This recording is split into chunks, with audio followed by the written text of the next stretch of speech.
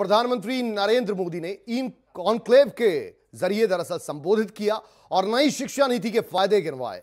PM Modi ने बताया कि नई शिक्षा नीति से उच्च शिक्षा में क्या बदलाव हुए और युवाओं को इससे कैसे फायदा पहुंचेगा।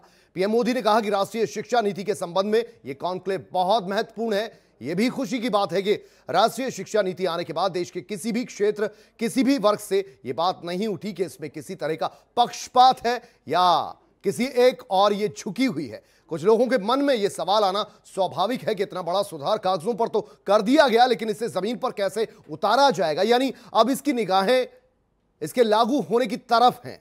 जितनी ज्यादा स्पष्ट जानकारी होगी, फिर उतना ही आसान इस राष्ट्रीय शिक्षा नीति को लागू करना होगा।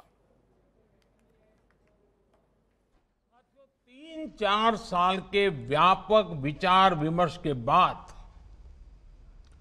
लाखों सुझावों पर लंबे मंथन के बाद राष्ट्रीय शिक्षा नीति को स्वीकृत किया गया है। आज देश भर में इसकी व्यापक चर्चा हो रही है।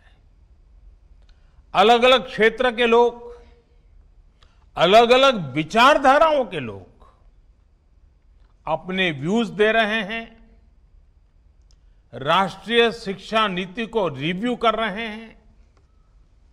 ये एक हेल्दी डिबेट है।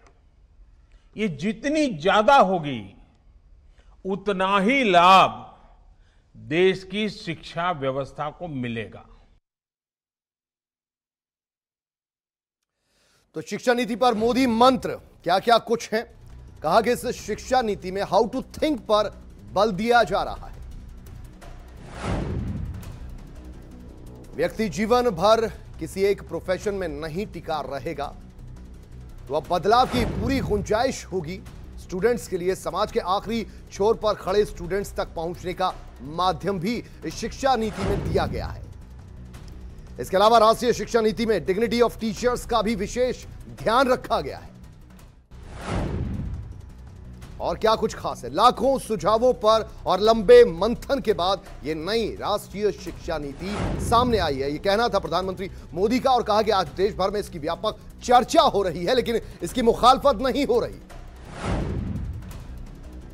अलग अलग क्षेत्र के लोग, अलग अलग विचारधाराओं के लोग अपने व्यूज दे रहे हैं, जो बेहद जरूरी है और एक अच्छी बात है। अब सबकी निगाहें इसके इंप्लीमेंटेशन पर टिकी हुई हैं कि इसे अमली जामा कैसे पहनाया जाएगा।